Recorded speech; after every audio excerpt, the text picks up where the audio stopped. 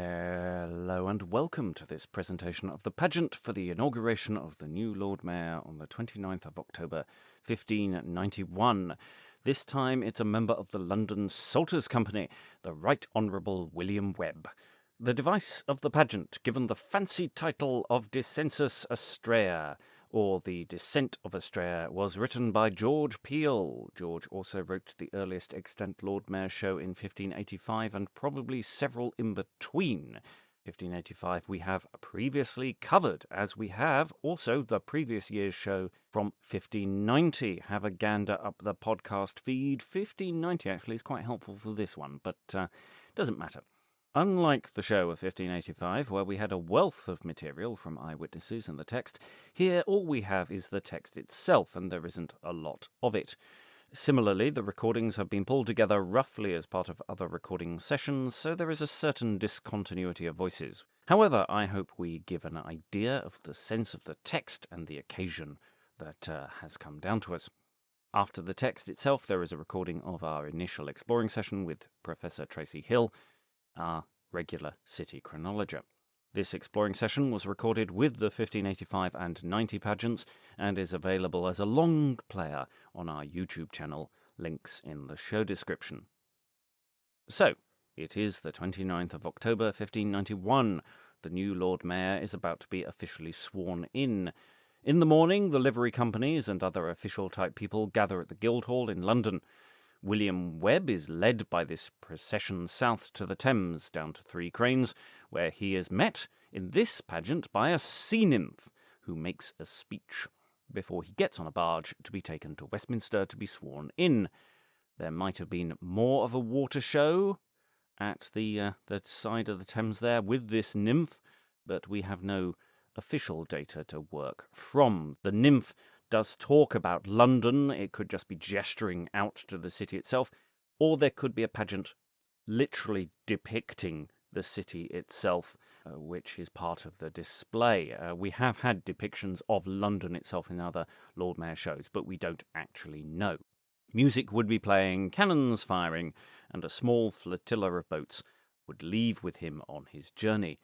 After being sworn in, he returns to the City of London, arriving somewhere near Paul's Stairs, west of where he got on at the barges at Three Cranes, and so he heads up to the precincts of St. Paul's.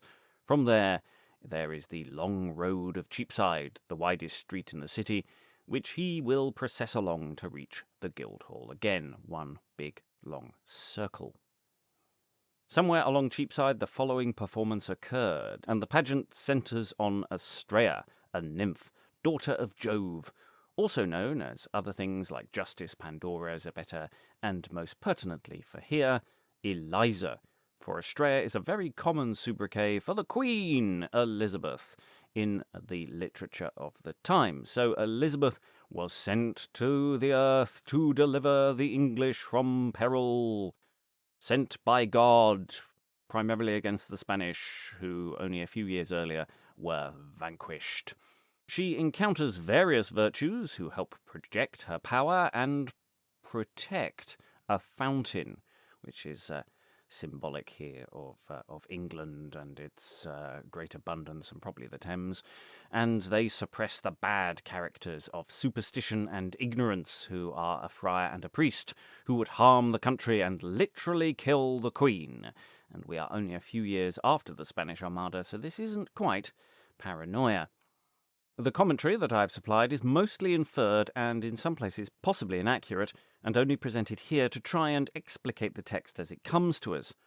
Whilst Cheapside has a number of convenient positions to present material, this pageant is mostly set in one place, and so I have placed it at the cross, which is about halfway along Cheapside. I recall that there are other options and layouts for this pageant. The text seems to be out of order. The last speech in the text looks like it should have been spoken at the beginning of the event, but there are possibilities that might contradict that. With a few exceptions, any of the description of what the device looks like, as spoken by myself, is inferred from the text, but there are a number of areas that might be overreach, and so take anything I say with a pinch of salt, and write angry letters if you disagree. And now, over to John, who has a very familiar voice, for the device of the pageant of 1591.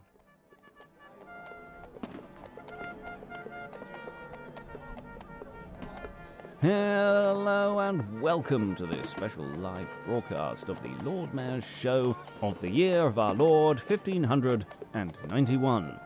And the soon-to-be Lord Mayor, Sir William Webb, makes his way to the waterside for the journey to Westminster. With him is his predecessor in the job, Sir Rowland Haywood, an interim Lord Mayor after the sad passing last month on the 17th of September of Sir John Allott, who we saw sworn in at last year's Lord Mayor's Show.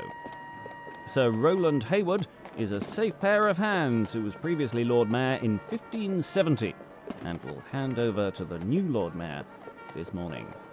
But before the new Lord Mayor gets onto his barge, we have a special speech on the water. It's a water nymph who will praise the great city of London, New Troy, on the banks of the Thames. And very jolly it looks too.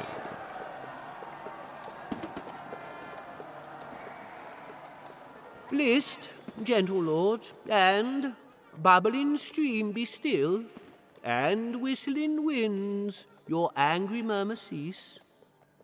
Let Thetis nymph unfold the goddess Hest. Behold, embarked thus bravely as you see, laden with treasure and with precious ore, from where in Tellus veins the parting sun doth gold and glittering minerals create, are come these strangers lovingly inflamed to gratulate to you, my lovely lord, this gladsome day wherein your honours spring. And by the bar that thwarts this silver stream, even to the beauteous verge of Troy Novant, that decks this Thamesis on either side, thus far these friends have pierced, and all by me salute your honour and your company. Thrice worthy praetor of this ancient town, the mortar of these walls, tempered in peace, yet holds the building sure, as are the sprigs woven from the spreading root in knotty box. Labour, fair lord, as are the mayors of yore, to beautify this city with deserts. So with these friendly strangers, man by man, pass with advisement to receive thy oath. Keep it inviolate for thy sovereign's hope, virtue's pure mirror, London's great mistress. Unsheathe the sword committed to thy sway, with merciful regard of every cause.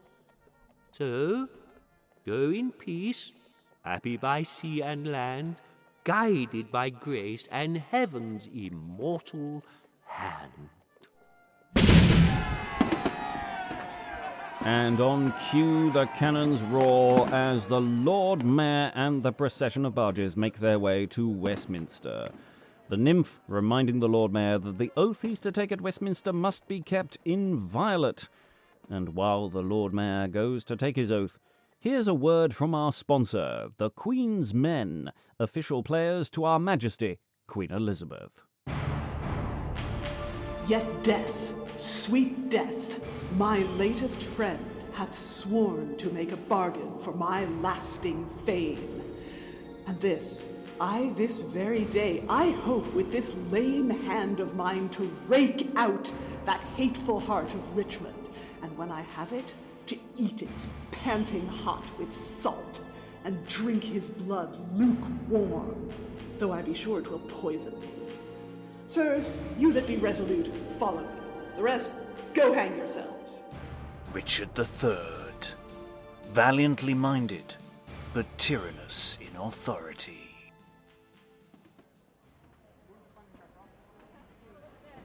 Welcome back to Descensus Astraea, the device of a pageant born before William Webb, written once again by Lord Mayor's Show regular George Peele. The Lord Mayor has returned from his swearing-in at Westminster and alighted at Paul's Stairs. The procession has made its way up to the precincts of St. Paul's and are now approaching the device on Cheapside. The device is a large structure created at the cross midway along Cheapside. It's a wedding cake-style scaffold with Astraea at the top and widening out at different levels below, including other allegorical figures and also classical representations. Below her on this hilltop is a fountain, presented most cunningly by our London artificers. But before the Lord Mayor reaches the pageant, we have the approach of a presenter who will introduce the device to Sir William Webb.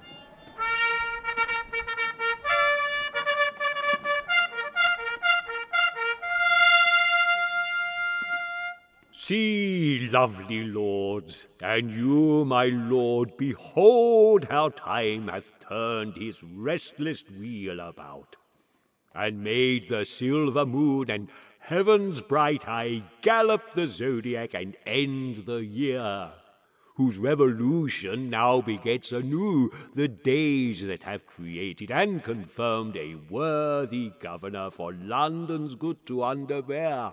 Under his sovereign sway impartial justice beam, and weaved a web for your content, and her command in all. You citizens of this metropolis, whose honour and whose oath to gratulate, lordings, behold what emblem I present. Astraea, daughter of the immortal Jove, oh, great Jove, defender of this ancient town, descended of the Trojan Brutus line, offspring of that courageous conquering king, whose pure renown hath pierced the world's large ears in golden scrolls rolling about the heavens. Celestial sacred nymph that tends her flock with watchful eyes and keeps this fount in peace, guarded with graces and with gracious trains, virtues divine and gifts incomparable. Nor lets blind superstitious ignorance corrupt so pure a spring. Oh, happy times that do beget such calm and quiet days, where sheep and shepherd breathe in such content. Honour attends her throne, in her bright eyes sits majesty, virtue and steadfastness possess her heart, sweet mercy sways her sword. Her champion, armed with resolution, sits at her feet to chastise malcontents that fret her honour's rack. And time and kind produce her years to make them numberless, while fortune for her service and her sake with golden hands doth strengthen and enrich the web that they for fair Astraea weave. Long may she live, long may she govern us in peace triumphant, fortunate in wars. Our fair Astraea, our Pandora fair, our fair Eliza, our Zabetta fair, sweet Cynthia's darling, beauteous Cypria's peer, as dear to England and true English hearts as Pompey to the citizens of Rome, as merciful as Caesar in his might, as mighty as the Macedonian king, or Trojan Hector, terror to the Greeks. Goddess, live long, whose honours we advance, strengthen thy neighbours, propagate thine own. Guide well thy helm, lay thine anointed hand to build the temple of triumphant truth, that while thy subjects draw their peace from thee, thy friends with aid of arms may succoured be. And that was the presenter of the pageant, introducing to us Astraea, who with her sheep hook stands on the top of the pageant. And it's Astraea, a personification of our noble prince, Queen Elizabeth, who speaks first. Feed on, my flock, among the gladsome green, where heavenly nectar flows above the banks. Such pastures are not common to be seen. Pay to immortal Jove immortal thanks. For what is good fro heaven's high throne doth fall, and heaven's great architect be praised for all. But below Astraea on the pageant are figures working against her. It's superstition and ignorance, dressed as a friar and a priest respectively, and they are sitting by the fountain. The friar Superstition speaks first. Stir, priest, and with thy beads poison this spring. I tell thee all is baneful that I bring. It is in vain.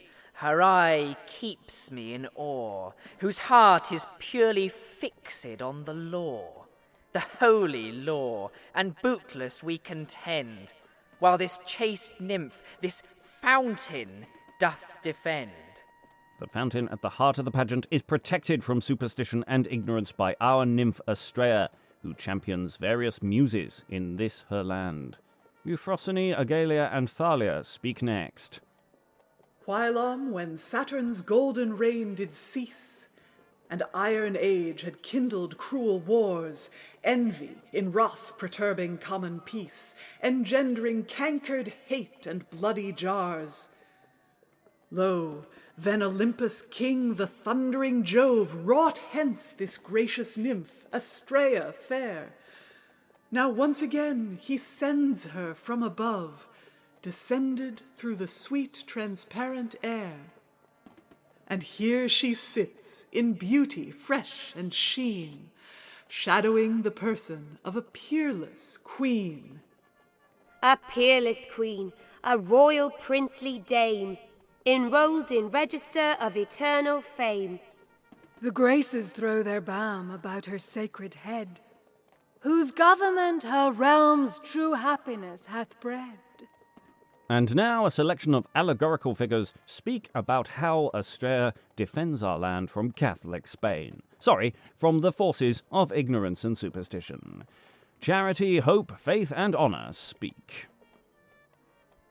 That happiness continue in her land, great Israel's God, spring of all heavenly peace. And let thine angels in her rescue stand. With her life's wane done England's joys decrease. Oh, let her princely days never have fine, whose virtues are immortal and divine. Such virtues as her throne do beautify, and make her honours mount and scale the sky, where hope of her eternal bliss doth rest, conceived in her sweet and sacred breast. With radiant beams reflecting on the earth, even from the snowy brows of Albion, beyond the utmost verge of Christendom, as bright as is the burning lamp of heaven, shineth my mistress Honour, in whose fame the heathen carols sing, and all admire, from icy Tanais to the sevenfold Nile, her glory that commands this western isle. The snowy brows of Albion. Wonderful words from George Peele there, spoken by honour after charity, hope, and faith. Now, there is a champion who is in place to protect the fountain, who will be menaced by two malcontents. Now, don't worry, dear listeners. We think this champion is more than a match for them. In whose defence my colours I advance, and girt me with my sword and shake my lance. These British lions rampant in this field, that never learned in battle's rage to yield, breathe terror to the proud aspiring foe, ranging the world, commanding where they go. Therefore in vain this misproud malcontent threatens her state, whose harm the heavens prevent. Sit safe, sweet nymph, among thy harmless sheep. Thy sacred person angels have in keep. What meaneth this? I strive and cannot strike. She is preserved by miracle belike. If so, then wherefore threaten we in vain that queen whose cause the gracious heavens maintain? No marvel then, although we faint and quail, for mighty is the truth, and will prevail. And the two malcontents fail to harm our waters, fail to ruin the glory of our land, as protected by our Queen and God. Or rather, Astraea and Jove. And that would seem to be it for this yet. No, wait, as the Lord Mayor passes the pageant, in the hinder part of the pageant there sits a child, representing nature, holding in her hand a distaff and spinning a web. Another reference to William Webb, our new Lord Mayor there. Cunning pun work there from George Peele. This thread, as spun, passes through the hand of fortune, and was wheeled up by time, who is aloft, who now speaks as followeth.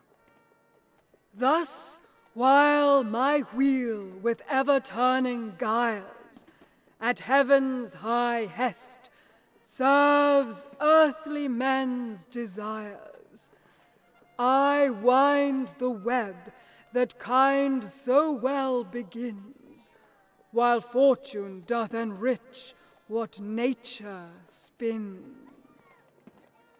And there we have it.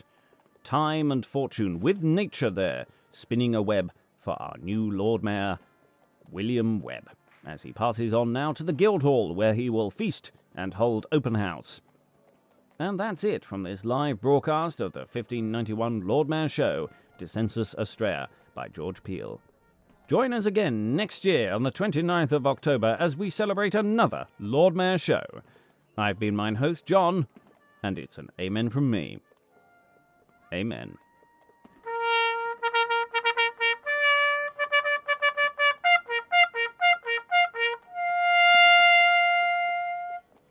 In the 1591 Lord Mayor Show, you heard the voices of Gillian Horgan, Seb Ransom, Liza Graham, David Alt, Gear Madland, Pamela Flanagan, and Hayden McCabe as the presenter and nymph.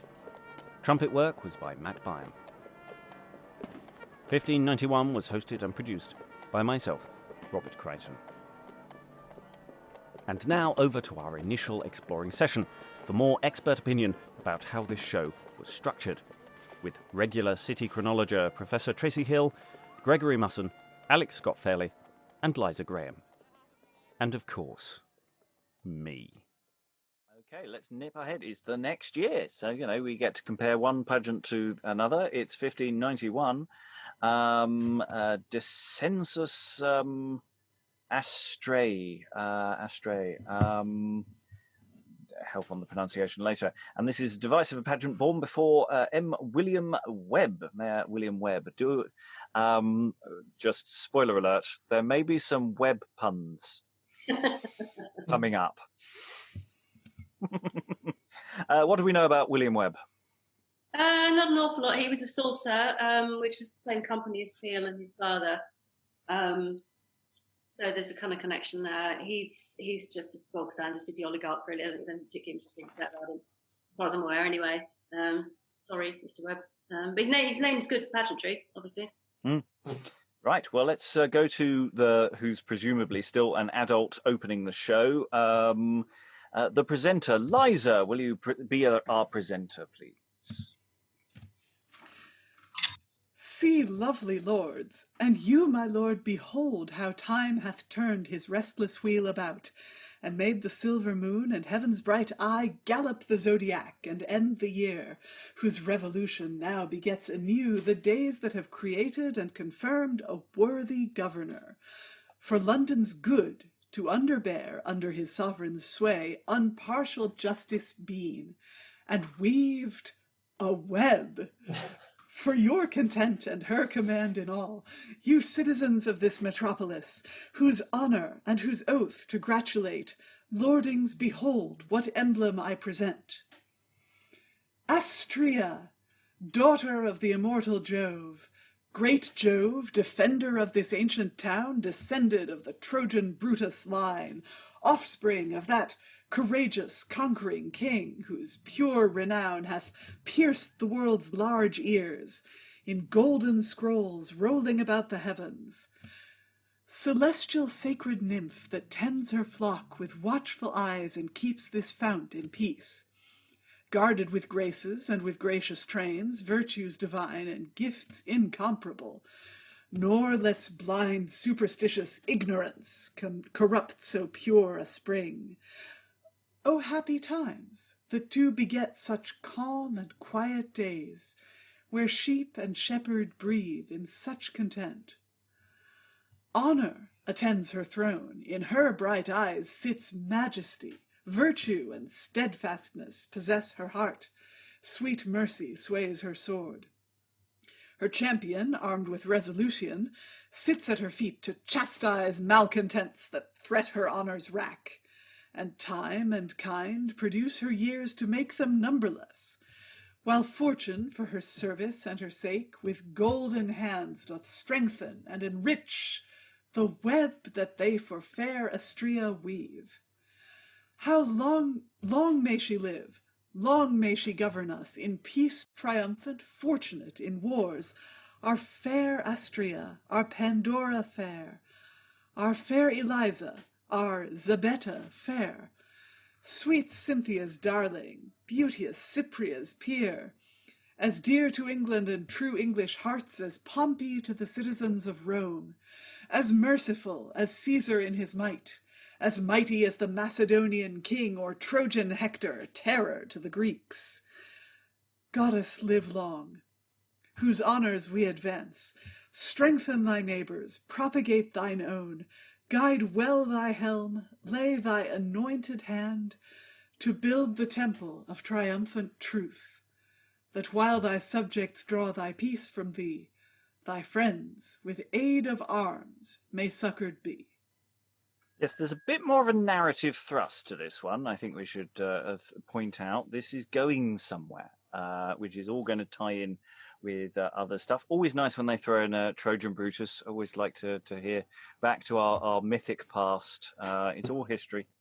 It's all real. And setting up again, like the earlier ones, the pageants that are to follow, the images and the additional speeches that are to come, setting up the plot to a degree. I think plot may be an excessive term, but the imagery that we're going to see. How did you find that, presenter? Well, it was very lovely, and it certainly gave me a strong visual image of the pageant that must have accompanied it. There must have been people, actors, nymphs representing all of these things, like blind, superstitious ignorance, probably sitting there with a blindfold, wondering how long the speech is going to be. Do you know, Tracey, how were these speeches meant to be repeated at intervals as the pageant wagon went to different places? I'm not aware that they were actually, but probably not. No one's ever asked me that before. You can probably tell. A very interesting question. No, I don't think so. I mean, certainly, later on they tended to have static devices where nobody would have expected to hear the whole thing, so that way, apart from the mayor and his party. And especially as this opening oration is very, and all of them I think have pretty much opened with "My Lord." It's very much he is the audience. Yeah. And hence the arse licking being quite strong in this one, I feel. Well, the Virgin Queen's got to get her jollies somewhere. Astraea was often a comparison drawn with Elizabeth. You get that a lot.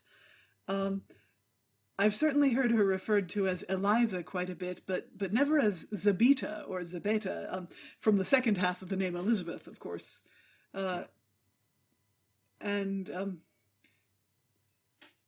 I don't know if that name means anything. Elizabeth is from Hebrew Elisheva, which means God is my oath, or oath of God, or something like that. So I'm not sure if Zabeta or Zabeta has a meaning, or if the poet just wanted to stretch out a line. Yeah, it sounded good. That's what I'm sure we can find out. Cynthia's darling. Cynthia is the moon. Cypria's peer. Cypria is Venus, goddess of love. Bit of a bold move starting off with a comparison to Pompey, but then she also gets compared to Caesar and Alexander the Great and Hector of Troy. Basically, she's like all the worthies, all of them. Yeah, well, of course she is. Other thoughts before we move on into the rest, and we'll go to almost the very end. We'll get to time again. Time's going to turn up. Return of time. After last year, obviously popular. Okay, Liza, I'll keep you as Astraea, and we'll move on because there's some. You are very, very close in your estimation of what was going to happen. So I'm pleased. Thank you. I apologize for not having a sheep or a sheep hook. Wow. You guys can be the sheep. Oh, that's such a good sheep. I love that sheep. What is the sheep's name? Her name is Smudge. Smudge! I love you, Smudge. Sending remote scratches to little Smudge. Cat steals the show again. Yeah, it's you come for the early modern text, you stay for the cats. I'm used to it now. Anyway, Astraea with her sheep hook on the top of the pageant. Feed on, my flock, among the gladsome green, where heavenly nectar flows above the banks. Such pastures are not common to be seen. Pay to immortal Jove immortal thanks. For what is good from heaven's high throne doth fall, and heaven's great architect be praised for all. Superstition, a friar sitting by the fountain. Superstition, Alex. Stir, priest, and with thy beads poison this spring. I tell thee all is baneful that I bring. Tracey as ignorance, also not a friar, a priest this time. It is in vain. Her eye keeps me in awe, whose heart is purely fixed on the law, the holy law, and bootless we contend, while this chaste nymph this fountain doth defend. And Greg, Euphrosyne, I'm going with. I'm glad I didn't have to say it. While on when Saturn's golden reign did cease, an iron age had kindled cruel wars, envy and wrath perturbing common peace, engendering cankered hate and bloody jars. Lo then, Olympus' king, the thundering Jove, wrought hence this gracious nymph Astraea fair.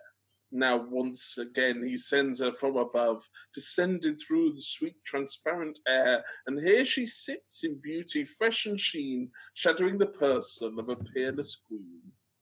And Egalia,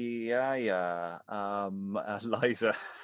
Aglaia, or Aglaia, a peerless queen, a royal princely dame, enrolled in register of eternal fame. And Alex, Thalia. The muse of comedy, isn't she? Yes. The graces throw their balm about her sacred head, whose government her realm's true happiness hath bred. And Charity, Tracey. That happiness continue in her land. Great Israel's God, spring of all heavenly peace, let thine angels to her rescue stand. With her life's wane done, England's joys decrease, but let her princely days never have fine, whose virtues are immortal and divine. Greg, Hope.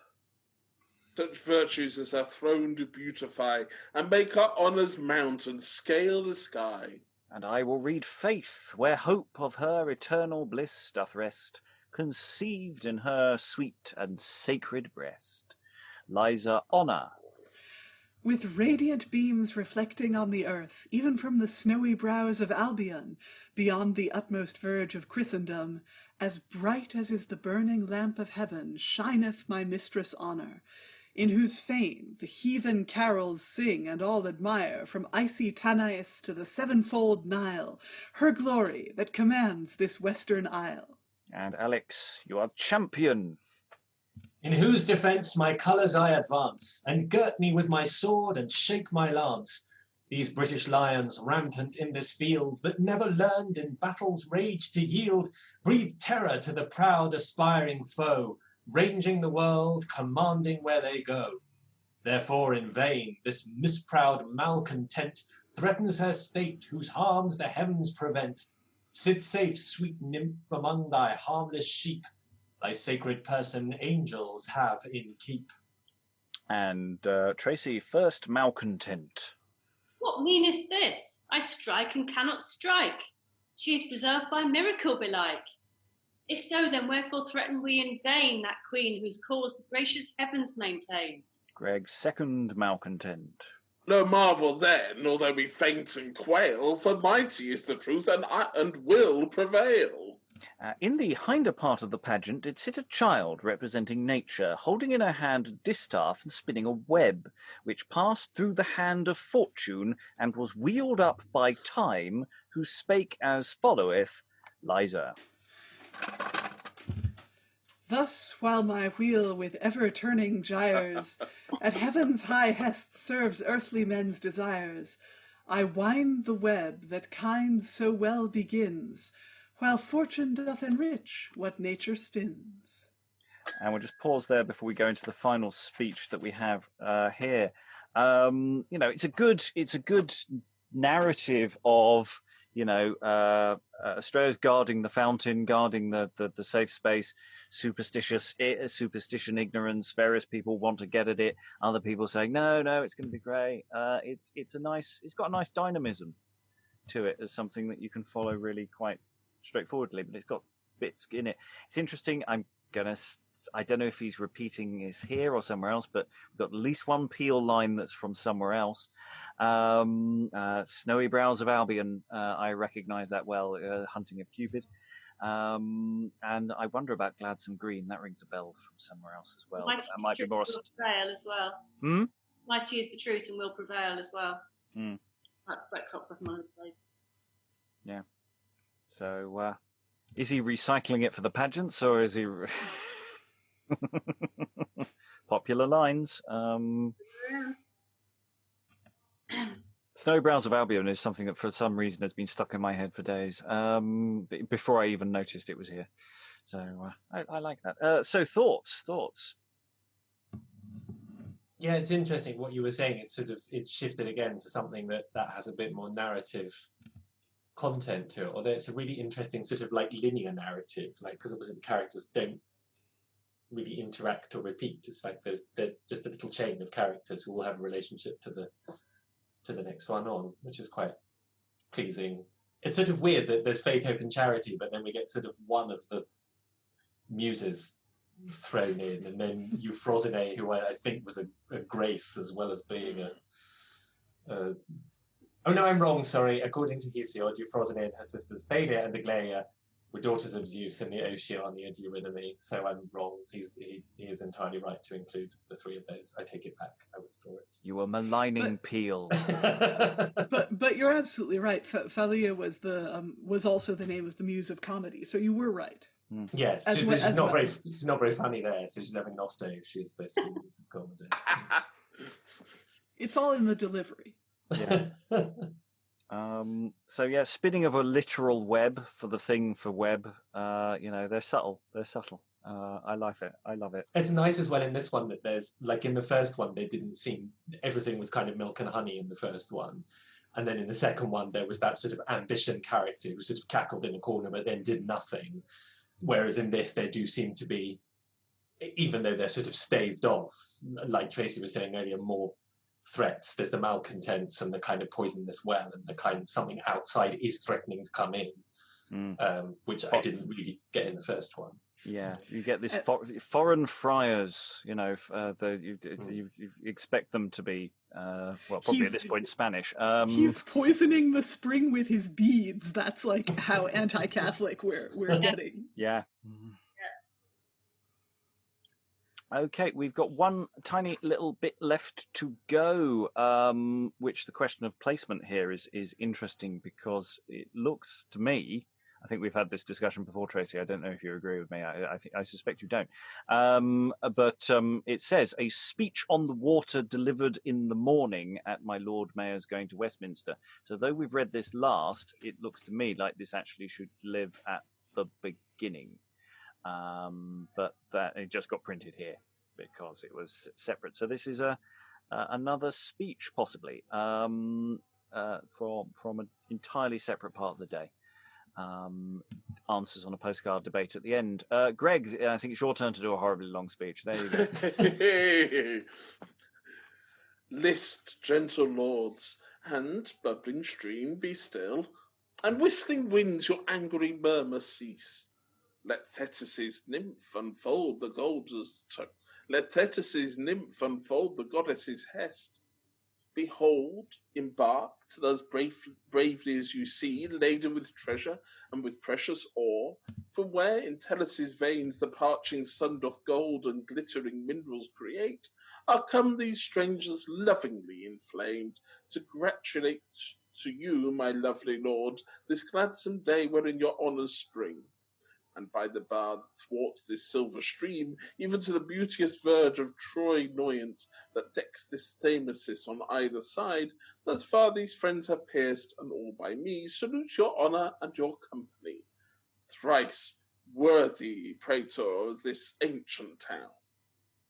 The mortar of these walls, tempered in peace, yet holds the building sure, as are the sprigs woven from the spreading root in knotty box. Labour, fair lord, as other mayors of yore, to beautify this city with deserts. So, with these friendly strangers, man by man, pass with advisement to receive thy oath. Keep it inviolate for thy sovereign's hope, virtue's pure mirror, London's great mistress. And sheathe the sword committed to thy sway, with merciful regard of every cause. So go in peace, happy by sea and land, guided by grace and heaven's immortal hand. And lo, we have run out of text for this session.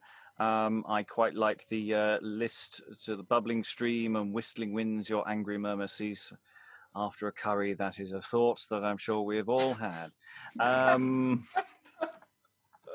Sorry, just lowering the tone there, I think, at the end of the session. Any thoughts about that, or for that matter, all of the pieces that we've done? We're very much into extra time. We've run a little later than planned, but general thoughts from the room about where we are? And they're really fascinating to me because they're not really a form that I've ever explored before, and they're sort of weirdly dramatic and undramatic in strange ways. Like for me, actually, the most fascinating bit I think is the bit that's probably the worst written, which is the injunction not to eat fish on a Sabbath, because it's brilliant. It's just a bit of advertisement thrown in there amongst all of this, but done really. Really interesting, I think, because it sort of tells me something about society that I don't know at this point. Like, I'm impressed how much mileage that last one got out of what is a very static kind of form in some ways, like almost like a tableau vivant where people don't really interact and characters don't come back to one another. That actually the relationships it drew. But I think that the sort of the one that pleased me most in terms of poetry, maybe, and in terms of what it would mean to deliver that is probably the first one, the Peele one at the beginning. But it's really interesting putting those three in chronological order and seeing that Liza really interesting, because as I've confessed numerous times, my English history is my British history is terrible. Like Tracy said about the sort of gathering threat and things sort of slightly going downhill, that there is no air, and that sort of creeping darkness sort of coming in from outside. But yeah, they're really fascinating to me because they're not a form I know anything about, and I don't really know much about Lord Mayor's pageants and processions these days. But I don't think you get all this, do you? I don't think there's a lot of poetry speaking. It's more sort of like steel bands and dancers these days, isn't it? I don't know. It's all that's gone really. I was very disappointed the first time I saw one, actually. Expecting it to be pageantry as such, but 400 years later, but there wasn't. It's really fascinating. I'm wondering if there's something you could do that would be a modern equivalent of this, and particularly I think that's why the Sabbath bit, I don't eat fish on the Sabbath, I love that it's sort of crammed in there cheek by jowl with these incredibly well turned out classical references and things. Well, one of the hopes we've got is that as we go further into the later ones, where the form does develop and do lots of, in many ways, these are the simplest of the texts that we're looking at here. Right. There's a lot of development to come. And the other reason why I was looking at slightly different civic pageantry last time with, some medieval stuff was just the sense of a continuum, but also difference, and starting to build up that picture is exciting, he said. I think that's what's interesting about this as well. It's sort of like reminded me of all these accounts you read of Greek theatre of like there was one person on the stage and then someone thought to put two people on the stage and have them talk together and then someone put a third one in, and actually what that must have done to the structure of drama. That this sort of reminded me slightly of kind of we're going towards building a narrative between the characters that we have on the stage. Yeah. Liza, any final thoughts from you? Well, firstly, that this is better poetry than I was expecting, or better writing in general than I was expecting. It seems the guild guys paid enough to mostly get decent poets, and I hope they got good actors as well. And I hope everyone involved got paid really well, at least enough to drink and get some, I don't know, fish. And just a note about fish days. You're right, Alex, that it was a Sabbath thing, that it was a Friday thing. But fish day, there were a lot more fish days than that. All of Lent except Sundays were fish days, which I think is about 6 weeks, as is all of Advent, because you're supposed to starve yourself and deprive yourself before the blowout of Christmas. And there's a few other like penitential days where you're supposed to feel terrible about yourself and eat fish. Wow. And for some that's doing God's work, and for others it's a business opportunity, which this really shows. Greg, any final thoughts from you? No, another fabulously interesting lot though. And Tracey, we were Liza just briefly mentioned money, but people getting paid. It's a sense that the person who runs the show has to sort of bid or put their tender in. Is that the best way of putting it? So it's a sort of job lot. Yeah, it certainly becomes more like that in the 17th century. I mean, generally speaking, you get little sort of creative teams pitching to the companies, delivery companies, and they will kind of knock them down a bit. They get quite a lot of money. I mean, it compares extremely well to what you get for writing a play for the playhouses. But of course, a lot of that is subcontracted out to people doing costumes and so on, and buying the children breakfast and stuff. But it probably still was quite lucrative, and it was certainly very prestigious. It's such a massive event. Yeah. And one of the other final things is to note is we're not really sure who the printing of these pageants was for. No. Why we have these pageants. It's not quite clear precisely who they were printed for or why they gave it a bid. They had the courtesy to tell us, in the period, like, of course we did this because of this, and but they didn't. So this is the question. It's always the question. Were they printed in large numbers? Probably not. A couple of hundred, maybe 400. Were they handed out on the day? Quite probably. Were they used as programs? Possibly. Were they souvenirs? Possibly. They don't survive in any great numbers. But yeah, it's. I mean, I only think that possibly the answer is that it varied. Bit of a cop out, but I think that's probably what happened. Well, I'm guessing the market for them might have been people who were, for example, people who were present but not within sight of the pageants, but not within hearing of the speakers. You could have your hawker outside St. Paul's or wherever the booksellers were. You could have your hawker with a basket of these going. Yeah, I think. I mean, somebody made a very good point to me at a conference once that if you bring home a program for a theatre performance or something, you're not likely to look at it again. You're just going to sort of stash it, So I think that's kind of interesting. I mean, there's not much evidence that anybody sort of commented on their copies or anything like that. Or they start getting collected, but later into the 17th century, people start collecting them, and they categorised in all sorts of different ways, which is very interesting.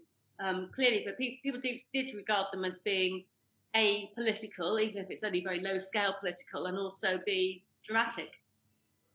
So we've seen both of those two things very strongly, I think, tonight. It's really good. Yes, and as we go into the 17th century, which we will be sometime anon, we will see we do have quite a good selection that survived from there. We don't have many from, this is basically it for the 16th century, but we do a lot better and a lot longer in some cases as well. There's a lot more text for Right. So, unless anyone has any final thoughts, I will close by thanking everyone for reading today, and we will return. There will be more civic pageantry sometime in the future. Thank you very much, and goodbye.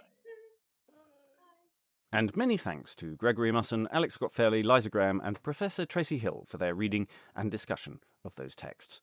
All our exploring sessions on civic pageantry is available on our YouTube channel, and other Lord Mayor stuff can be found on the podcast and on our website.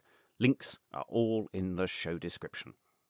If you've enjoyed this episode, why not throw us a coffee on ko-fi.com/Beyond Shakespeare? Or you can regularly support us on our Patreon feed, where you get early access to materials, as well as bonus and exclusive material too. We release at least 9 separate things on the Patreon feed each month, many of which are early access, but some are exclusive, depending on which tier you are on. That's patreon.com/Beyond Shakespeare. Links are all in the show description. Till next time, goodbye.